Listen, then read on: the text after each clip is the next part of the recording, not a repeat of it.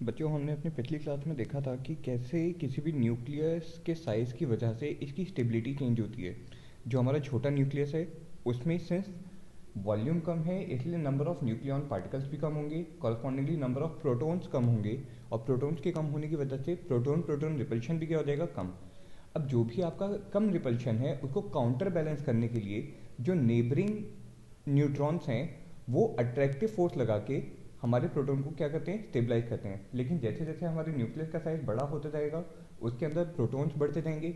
जितने ज़्यादा प्रोटॉन्स आएंगे उतना ज़्यादा रिपल्शन फोर्स होगा, और एक टाइम ऐसा आएगा जब आप कितने भी नंबर ऑफ न्यूट्रॉन्स ला दो आपके नेबरिंग एरिया में, लेकिन फिर भी प्रोटॉन के ऊपर लगने वाला जो रिपल्सिव फोर्स है वो ज़्यादा होने की वजह से आपका जो न्यूक्लियस है वो क्या हो जाता है, अनस्टेबल। न्यूक्लियस क्या हो जाता है, unstable.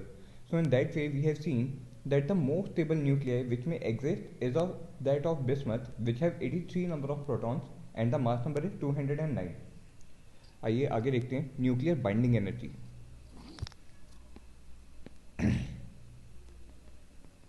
Nuclear binding energy. So हमारा एक न्यूक्लियस स्टेबल कब हुआ था? न्यूक्लियस जो है वो स्टेबल कब हुआ था? जब हमारा नेट पॉजिटिव फोर्स या नेट अट्रैक्टिव फोर्स आया था। तो हम क्या बोलेंगे, a nucleus is stable, a nucleus is stable because strong nuclear forces, because of strong nuclear forces bond all the nucleons in a very small volume, in a very small volume of a nucleus। और जो small volume के अंदर nucleus के अंदर आपने जितने भी nucleon particles ला दिए वो स्टेबल कब हुए थे? Due to attractive force. जो हमारा न्यूक्लियर फोर्स था वो किस नेचर का था, अट्रैक्टिव नेचर का था।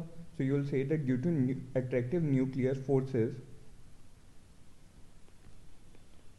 The potential energy of system, the potential energy of system is negative. उसको हम लेते क्या है, नेगेटिव कंसिडर करेंगे। सो आपके पास एक न्यूक्लियस है, अगर उस न्यूक्लियस को अगर आपको ब्रेक करना होगा, न्यूक्लियस को ब्रेक करना होगा तो क्या करोगे, उसको एनर्जी सप्लाई करोगे सो दैट उसके पास इनिशियली उसकी खुद की नेगेटिव एनर्जी प्लस आपने जो एनर्जी सप्लाई की पॉजिटिव एनर्जी, तो उसकी पोटेंशियल एनर्जी कितनी हो जाएगी, जीरो। पोटेंशियल एनर्जी जीरो कब होती है, जब आपके चार्ज पार्टिकल्स के बीच का जो सेपरेशन है वो क्या हो जाए, इनफाइनाइट हो जाए। चार्ज सेपरेशन का के बीच में जो डिस्टेंस है वो क्या हो जाए, इनफाइनाइट। तभी आपकी पोटेंशियल एनर्जी क्या होगी, जीरो। लिख लो इसको, पोटेंशियल एनर्जी जीरो कब होती है, at separation tending to infinity. ठीक है, तो वो कब होगा, when you will supply external energy to the given element. Say for example you were having an element X Z and A, तो आपको इसको बाहर से एनर्जी सप्लाई करनी पड़ी। जो हमने इसको एनर्जी सप्लाई की उसको हमने बोला बाइंडिंग एनर्जी, उसको हमने क्या नाम दिया, बाइंडिंग एनर्जी। तो जब आप इसको ये वाली एनर्जी सप्लाई करोगे तो आपको क्या मिलेगा, z number of protons, z number of protons मिलेंगे, और साथ में क्या मिलेगा आपको, you will get the remaining number of neutrons, a minus z number of neutrons. समझ में आई बात? तो यहाँ पे जो हमने बाइंडिंग एनर्जी जो इसको दी है ये है क्या, this is the binding energy, binding energy of nucleus x. जो भी आपका एलिमेंट है एक्स, उसके न्यूक्लियस को बाइंड करने में जो एनर्जी जो लगी थी उसको हमने क्या बोला, बाइंडिंग एनर्जी। इसी का उल्टा देखो, अगर आपको एक न्यूक्लियस को फॉर्म करना है, न्यूक्लियस को बनाना है, तो न्यूक्लियस को बनाने के लिए आप क्या बोलोगे कि z नंबर ऑफ प्रोटॉन्स लोगे और इसमें आप एडअप कर दोगे a minus z number of neutrons. So add करने के बाद क्या होगा, ये दोनों एडअप होंगे और आपको रिजल्टिंग क्या मिलेगा, एक न्यूक्लियस मिलेगा जिसमें z नंबर ऑफ प्रोटॉन्स हैं और a का क्या है, मास नंबर। साथ में एक एनर्जी रिलीज होगी, साथ में क्या होगी, एनर्जी विल बी रिलीज। ये जो एनर्जी रिलीज हुई है ये आई कहाँ से? अगर आप यहाँ पे देखो, अगर एनर्जी रिलीज हुई है तो ये एनर्जी आई कहाँ से होगी? एक्सोथर्मिक रिएक्शन की वजह से, ड्यू टू एक्सोथर्मिक रिएक्शन। अगर एक्सोथर्मिक रिएक्शन हुई है मतलब सिस्टम के अंदर से एनर्जी आई है, आपने इसको सिस्टम के बाहर से तो एनर्जी दी नहीं। सो हमने ये देखा कि ये एनर्जी जो आई है ये मास की वजह से आई है, कि मास का कुछ पोर्शन एनर्जी में कन्वर्ट हो गया। कैसे? जो हमारी गिवन इक्वेशन है इसके लिए अगर मैं मास लिखूं सभी एलिमेंट्स का मास लिखूं, सो z नंबर ऑफ प्रोटॉन्स का मास कितना होगा? z times mass of protons. Number of neutrons कितने हैं? a माइनस जेड, तो उसका टोटल मास कितना होगा? a minus Z is the number of protons multiplied by mass of one, sorry a minus Z is the number of neutron and multiplied by mn will give you the total mass of all the neutrons which are inside the nucleus. All these will combine and give you the mass of the nucleus X, and will give you the mass of the nucleus X, and the remaining is your energy which is released in this process. ये जो energy release हुई है अगर आप इसको ऊपर वाली equation से अगर कंपेयर करो, जितनी एनर्जी रिलीज हुई है comparing this equation with the equation of disintegration of the nucleus, you will find that the energy released in the process of formation of nucleus is exactly equal to the energy required to break the nucleus into its constituent particles. समझ में आया? तो जो हमारी ऊपर वाली equation जो हमने लिखी है उसको आप लिख सकते हैं, दिस इज द, ये वाली जो इक्वेशन है इसको आप बोल सकते हो this is the equation of disintegration of nucleus, equation of disintegration of nucleus। और जो नीचे वाली जो हमारी इक्वेशन है उसको आप बोल सकते हैं equation of formation of nucleus, equation of formation of nucleus. ठीक है। अब जो एनर्जी जो आई थी वो किसकी वजह से आई थी? क्योंकि हमारा मास का कुछ पोर्शन एनर्जी में कन्वर्ट हो गया था, मास का कुछ पोर्शन एनर्जी में कन्वर्ट हुआ था। सो now let us see the mass defect of any nuclear reaction. Mass defect of nuclear reaction. देखो मास डिफेक्ट में क्या हुआ कि जो हमारा न्यूक्लियर रिएक्शन थी for the formation of any nucleus, वो न्यूक्लियर रिएक्शन क्या थी बोलो? हमारे पास z नंबर ऑफ प्रोटॉन्स है तो टोटल प्रोटॉन्स का मास कितना हो गया? z into M P.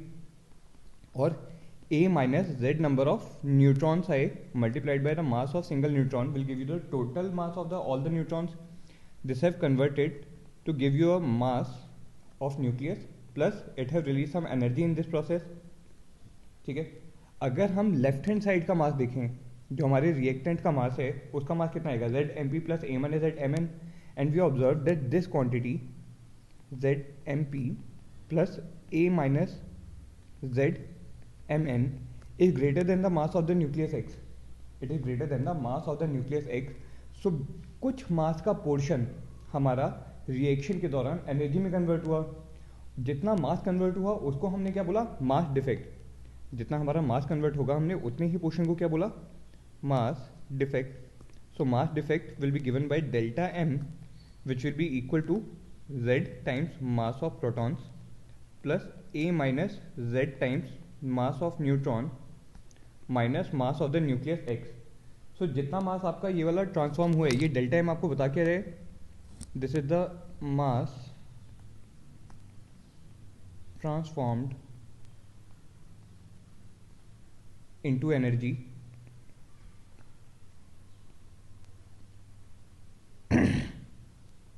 Release. या तो वो एनर्जी एब्जॉर्ब भी हो सकती है, एनर्जी एब्जॉर्ब और release during reaction, during any reaction. समझ में आई बात? ठीक है। सो इस तरीके से हम मास डिफेक्ट कैलकुलेट करेंगे। जब भी आपको किसी भी न्यूक्लियर रिएक्शन का मास डिफेक्ट निकालना होगा तो आप क्या बोलेंगे? सबसे पहले जो आपके रिएक्टेंट है उसका टोटल मास निकालोगे, फिर जो हमारे प्रोडक्ट साइड पे जितने भी एलिमेंट्स हैं उन सभी के मासेस को ऐड अप करोगे और दोनों का डिफरेंस जो है वो आपको क्या देगा? Mass defect. दोनों का डिफरेंस क्या देगा? Mass defect. Now let us see mass energy equivalence. Mass energy equivalence. Mass energy equivalence आपको बताता क्या है? सिंस जितने भी हमने एटॉमिक मास या न्यूक्लियर मासेस की बात करते हैं, they are measured in the terms of atomic mass unit.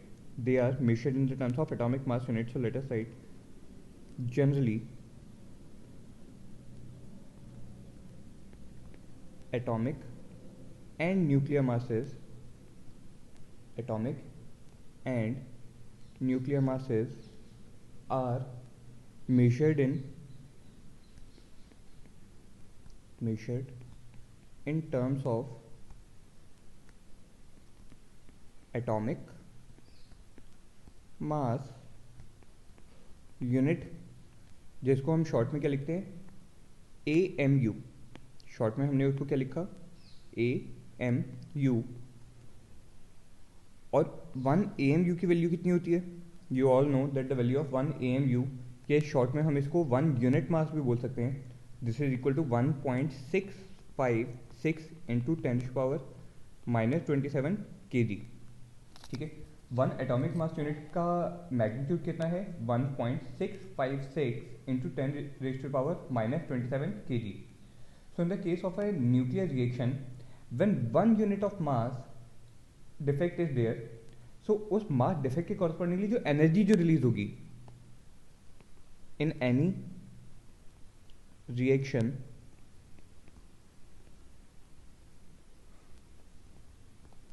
corresponding to mass defect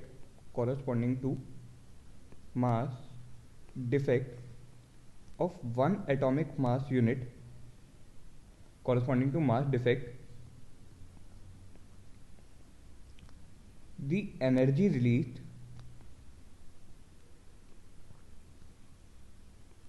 is known as, will be given by mass energy equivalence. The energy released is given by mass energy equivalence.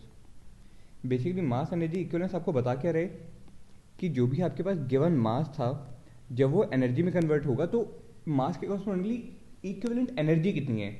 मास के corresponding equivalent energy कितनी है? सो कितनी energy release होगी? Delta E will be given by the Einstein's relation delta M into C square.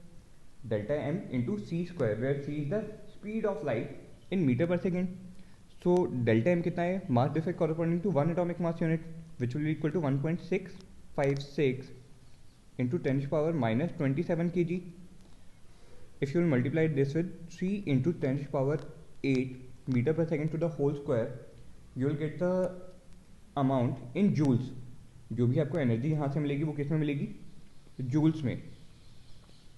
Now you know that 1 joule is equal to how many electron volt?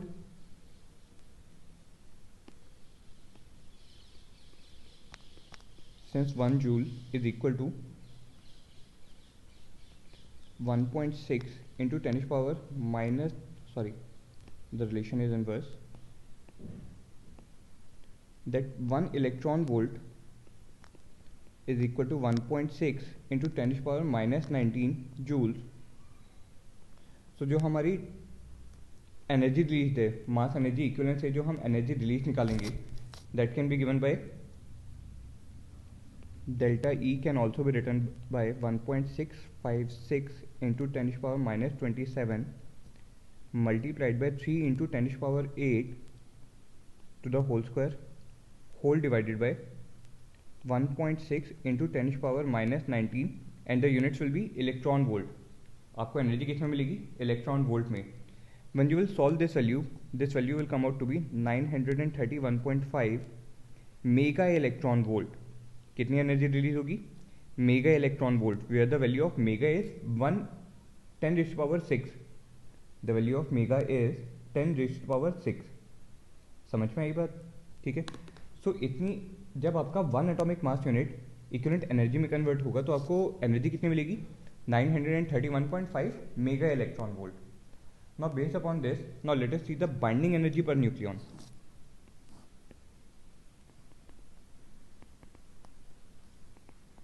Binding energy per nucleon. हमने अभी ऊपर वाले topic में देखा था binding energy के बारे में। यहाँ पे हमने बाइंडिंग एनर्जी के बारे में देखा था। अगर मैं अपनी गिवन इक्वेशन के बेसिस पे देखूँ, मेरे पास दो अलग अलग न्यूक्लियस हैं, न्यूक्लियस एक्स और न्यूक्लियस वाई। अगर न्यूक्लियस एक्स को ब्रेक करने के लिए बाइंडिंग एनर्जी कम रिक्वायर्ड है और न्यूक्लियस वाई को ब्रेक करने के लिए जो हमारी बाइंडिंग एनर्जी रिक्वायर्ड है वो ज़्यादा है, क्या binding energy of X is smaller than the binding energy of the nucleus Y. So इस बेसिस पे आप क्या बोलोगे, सिंस वाई के न्यूक्लियस को ब्रेक करने के लिए आपको ज़्यादा एनर्जी की रिक्वायर्ड थी, इसलिए वाई का न्यूक्लियस क्या है, ज़्यादा stable. The nucleus of Y is more stable, but only based upon the binding energy values you will not decide the stability of any nucleus।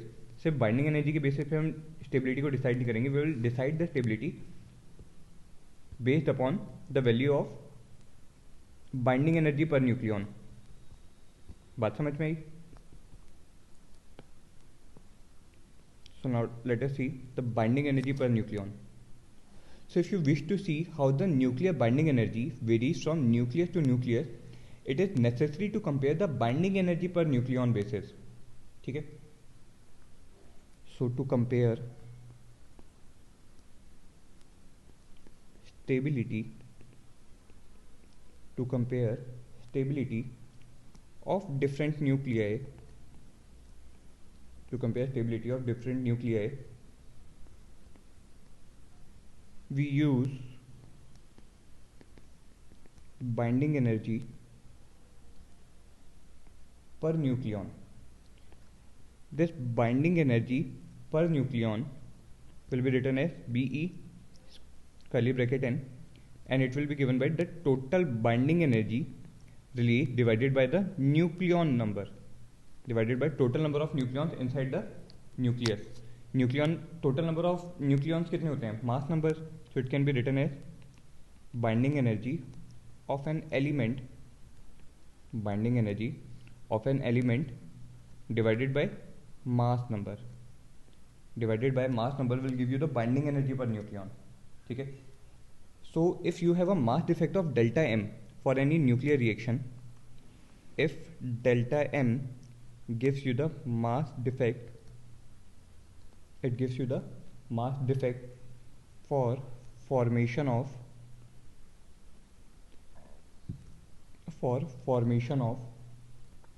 an element, X, then the binding energy per nucleon for the element X will be given by delta m c square divided by the mass number of the element X, Now what does this terms means? इस term का binding energy per nucleon का मतलब क्या है, that it is the energy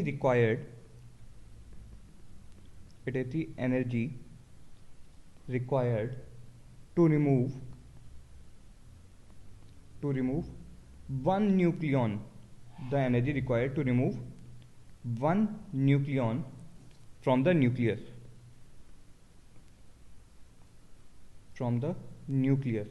जबकि जो हम सिर्फ बाइंडिंग एनर्जी की बात करते हैं वहां पे मीनिंग क्या होता है कि आपने पूरे के पूरे न्यूक्लियस को ब्रेक करके उसके सारे प्रोटॉन्स को अलग कर देना है, सारे न्यूट्रॉन्स को अलग कर देना है, वो तो है मतलब बाइंडिंग एनर्जी का। लेकिन जब हम बात करेंगे बाइंडिंग एनर्जी पर न्यूक्लियन की, सो उसका मीनिंग क्या होगा कि हमने अपने न्यूक्लियस में से सिर्फ एक न्यूक्लियन को बाहर निकाला है, means you have taken out one proton and one neutron. ठीक है, so let us consider an example where we are given that binding energy of iron is 493.8 mega electron volt. 493.8 mega electron volt is the binding energy of iron, and similarly binding energy of bismuth is given as 1640 mega electron volt। सो अगर हम सिर्फ और सिर्फ binding energy को देखें तो यहाँ से आप क्या बोलोगे, that the nucleus of bismuth is more stable then that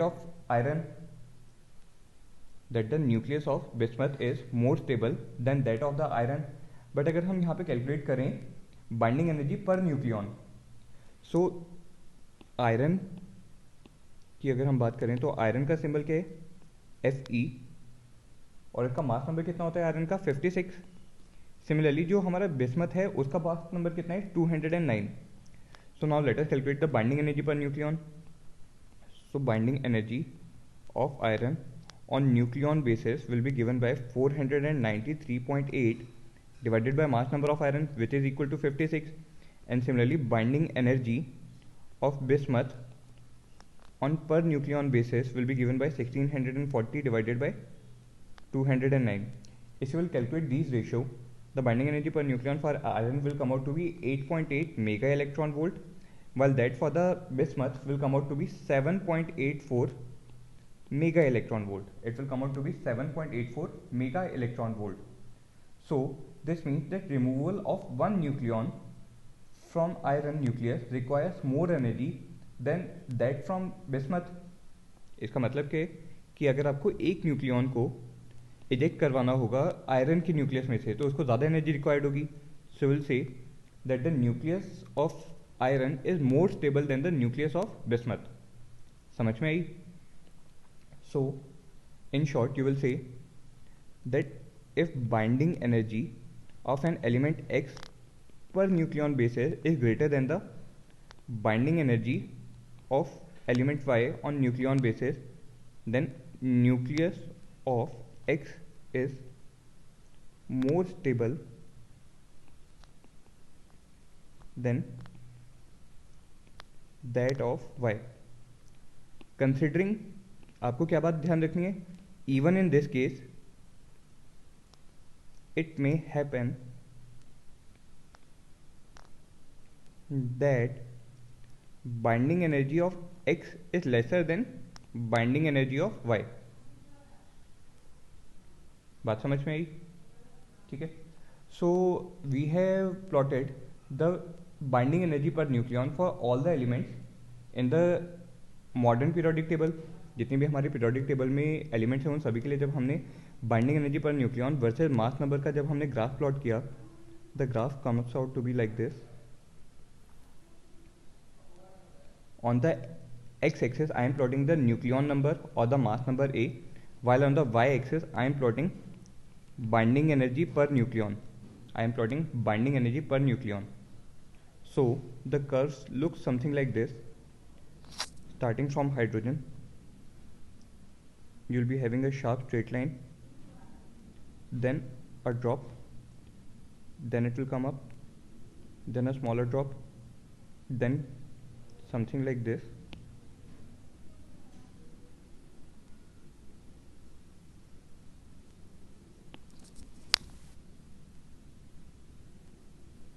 ठीक है. सबसे पहले जो हमारा एलिमेंट है वो है hydrogen. Then on the peak you will get helium. Then the third element will be lithium. फिर हमें कौन सा मिलेगा लिथियम के बाद? अगली पीक जो आपको मिलेगी वो मिलेगी कार्बन की. Next peak will be that of carbon. फिर जो ड्रॉप जो मिला वो ड्रॉप मिला आपको नाइट्रोजन का. फिर जो आपको फर्दर जो एक और पीक मिली है that peak correspond to that of oxygen. फिर एक ड्रॉप मिलेगा. This drop is that for fluorine. And the top most point of this curve, जो हमें टॉप मोस्ट पॉइंट इस कर्व पे जो मिला that is for iron. That is for iron Fe 26 and 56.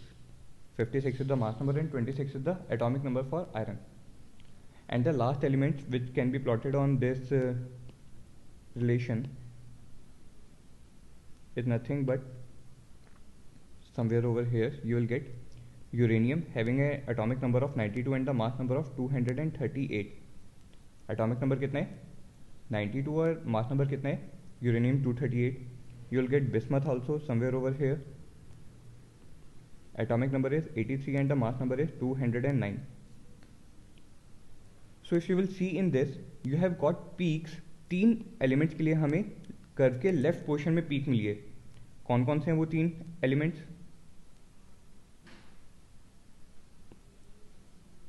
Hydrogen, carbon and oxygen,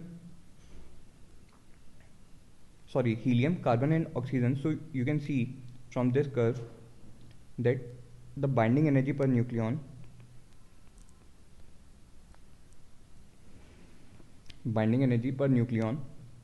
for helium having a mass number of 4, carbon having a mass number of 12 and oxygen having a mass number of 16 are relatively higher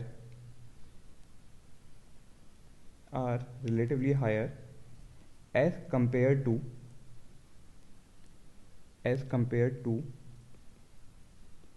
their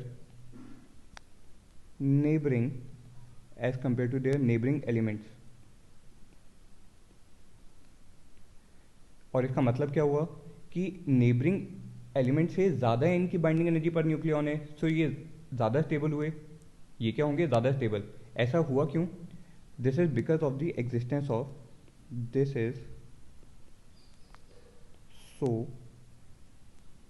because of existence of nuclear energy levels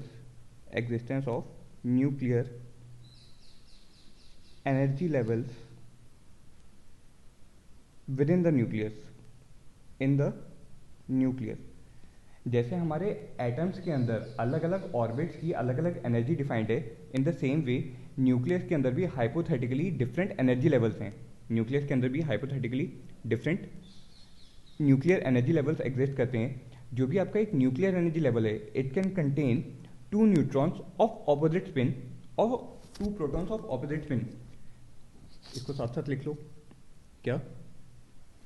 each nuclear energy level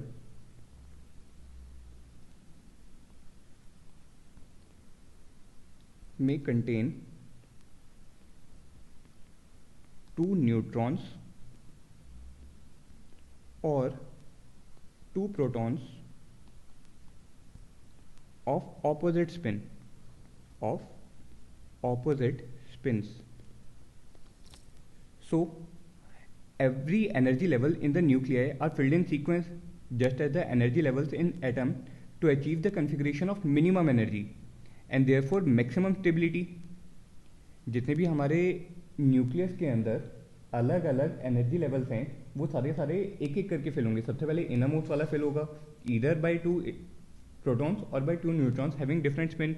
then subsequently the outer energy levels और the higher energy level will be start filling. और ये सबसे अंदर वाले से क्यों fill होना शुरू हुआ? क्योंकि जो सबसे अंदर जो हमारा न्यूक्लियर एनर्जी लेवल है, उसकी एनर्जी क्या है? कम. ओवरऑल वही न्यूक्लियस स्टेबल होगा जिसकी ओवरऑल एनर्जी क्या होगी? कम.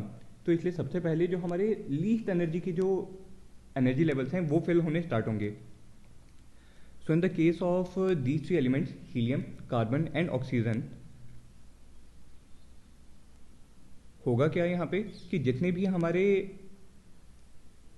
प्रोटॉन्स और न्यूट्रॉन्स हैं वो कंप्लीटली न्यूक्लियर एनर्जी लेवल को फिल करने से हमारे न्यूक्लियस की एनर्जी को क्या करते हैं? मिनिमाइज करते हैं.